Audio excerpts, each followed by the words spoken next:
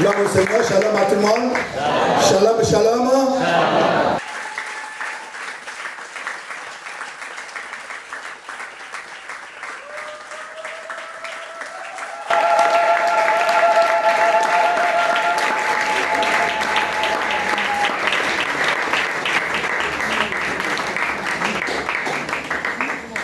Shalom.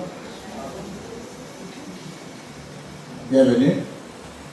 Je voudrais vous le rappeler. Je n'encourage pas. Mais toutefois, s'il y a un enfant qui est venu, donc vous avez l'habitude de dire les enfants non désirés. Quelquefois, quand nous prêchons même sur ça, les enfants non désirés, il arrive même que nous-mêmes qui prêchons sur ça, on n'a aussi jamais été désirés. Le péché, c'est ce que le père et la mère ont. L'enfant, on est dans l'obligation de l'accorder toute l'assistance possible et l'amour de Dieu pour que cet enfant, qui est un être humain, qui est en mission, que c'est Dieu qui l'a envoyé, que ça, la mission de Dieu pour sa vie s'accomplisse. Prier, c'est un seul mot de bénédiction sur vous. Que Dieu bénisse cet enfant. Amen. Que Dieu bénisse ses études. Amen. Que Dieu bénisse les parents pour qu'ils prennent soin de cet enfant.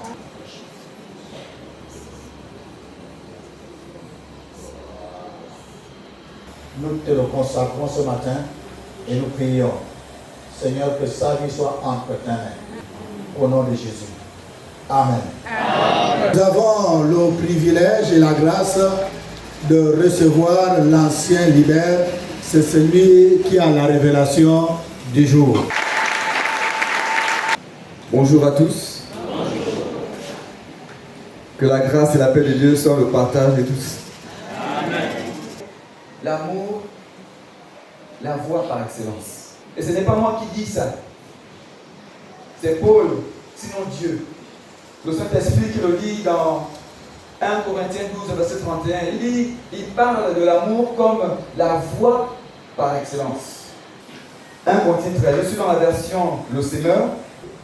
En effet, si je parlais les langues des hommes et même celles des anges, mais sans avoir l'amour, je ne serais rien de plus qu'une trompette claironnante ou une cymbale bruyante. Si j'avais des prophéties, si je connaissais tous les secrets, si je possédais toute la connaissance, si j'avais même dans toute sa plénitude la foi jusqu'à transporter les montagnes, sans l'amour, je ne serais rien. Si même je sacrifiais tous mes biens jusqu'à ma vie pour aider les autres au point de pouvoir m'en vanter. Alors la version du second n'a pas cette précision. Ne parle pas au point de pouvoir m'en vanter.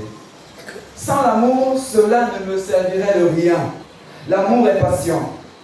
Il est plein de bonté. Il n'est pas envieux. Il ne cherche pas à se faire valoir. Il ne s'enfle pas d'orgueil. Il ne fait rien d'inconvenant. L'autre version parle des malhonnêtes. Il ne cherche pas son propre intérêt. Il ne s'aigrit pas contre les autres. Il ne trame pas le mal, c'est-à-dire il ne soupçonne pas le mal. L'injustice l'attriste, la vérité le réjouit. En toute occasion, il pardonne. Il fait confiance. Il espère. Il persévère. L'amour n'aura pas de fin. Les prophéties cesseront. Les langues inconnues prendront fin et la connaissance particulière cessera. Notre connaissance est partielle et partielles sont nos prophéties. Mais le jour où la perfection apparaîtra, ce qui est partiel cessera. Comme dans un miroir, je suis ici donc au verset 12. Alors nous verrons directement. Dans le temps présent, je connais d'une manière partielle. Mais alors je connaîtrai comme Dieu me connaît. Dernier verset 13. En somme, 3 choses de même. La foi, l'espérance et l'amour. Mais la plus grande d'entre elles, c'est l'amour. Alléluia. Amen. La Bible dit qu'un peuple sans vision est un peuple sans frein. La vision est une orientation. La vision canalise. L'amour la voie par excellence. J'ai presque envie de m'arrêter là, parce que c'est assez explicite. Dans le verset 13, il faut dire que le chapitre d'avant, il parle des dons spirituels. Aspirons à ces dons, et je vais vous montrer une voie par excellence. C'est-à-dire que les dons doivent être utilisés dans un canevas, dans une certaine voie. Et cette voie-là, c'est la voie de l'amour. Les 3 premiers versets parlent de ce qu'on fait pour les autres. Et ensuite, quand il commence à parler de l'amour qui est patient, donc un être humain peut faire montre d'éloquence, mais être comme une cymbale qui résonne. Sans l'amour, je ne serais rien. Donc on peut faire montre de générosité sans pourtant que ça ne soit motivé par l'amour.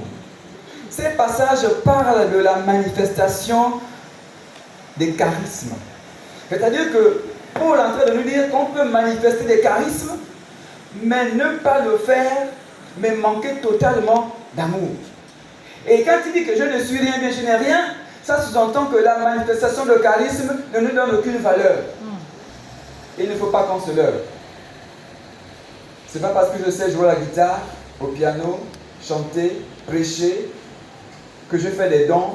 Ce n'est pas parce que je suis généreux, ce n'est pas parce que je donne de moi-même que j'ai de la valeur aux yeux de Dieu. Si tout ceci n'est pas motivé par l'amour. L'homme regarde à ce qu'il frappe. Et c'est Dieu qui regarde au cœur. Nous nous limitons souvent sur les apparences. Méfions-nous des apparences. Comment reconnaître l'amour? À partir de ce cadre, il dit que l'amour est patient. C'est-à-dire, on est patient avec ce qu'on aime. Que ce soit par rapport à l'homme ou par rapport à une activité, on est patient. Quelqu'un dit d'ailleurs que rien de grand ne s'est fait sans amour, sinon sans passer. Je lisais l'histoire de celui qui a fondé la compagnie Ford. Quand il a commencé, quand il s'est mis dans la tête que je peux l'automobile, parce que vous savez qu'à cette époque-là, il n'y avait pas d'automobile. Automobile, ça veut dire qu'il se déplace par lui-même. Donc, c'était des charrettes tirées par des chevaux. Et donc, cet homme s'est dit non. En voyant la locomotive, il disait, mais pourquoi est-ce que la voiture aussi ne peut pas se déplacer par elle-même? Donc, il s'est mis dans la tête de trouver le moyen de rendre justement la charrette automobile. Et ce monsieur, justement, travaillait pour la compagnie Edison, donc de Thomas Edison. Il a démissionné pour pouvoir se lancer dans ce projet. Et il dit, ça lui a pris 12 ans. Quand il a commencé à chercher comment faire jusqu'à ce qu'il a arrivé, 12 ans. Alors, qu'est-ce que l'amour? 1 Jean 4, verset 7. Dieu est amour.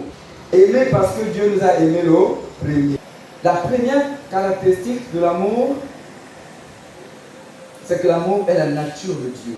Le verset 8 dit, mes chers amis, aimons-nous les uns les autres car l'amour vient de Dieu.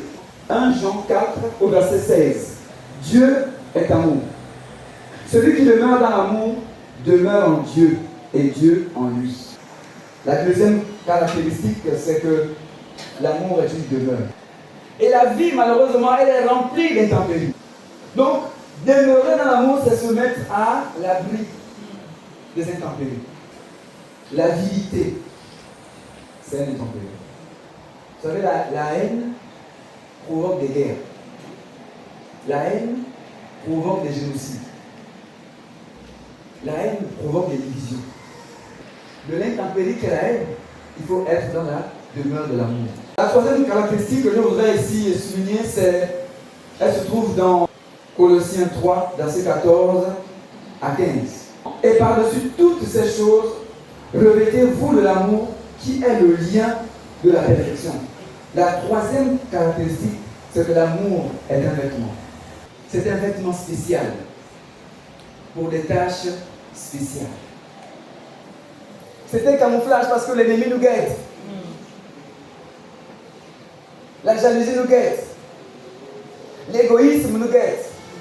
L'avarice nous guette. Le match vu nous guette.